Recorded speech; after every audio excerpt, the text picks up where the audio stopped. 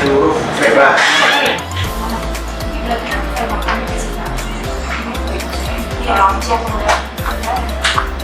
Kemudian kalau di dalam folder tersebut ada subfolder, ini harus kita checklist subfolder of this location, center settings, kemudian masuk ke macro settings.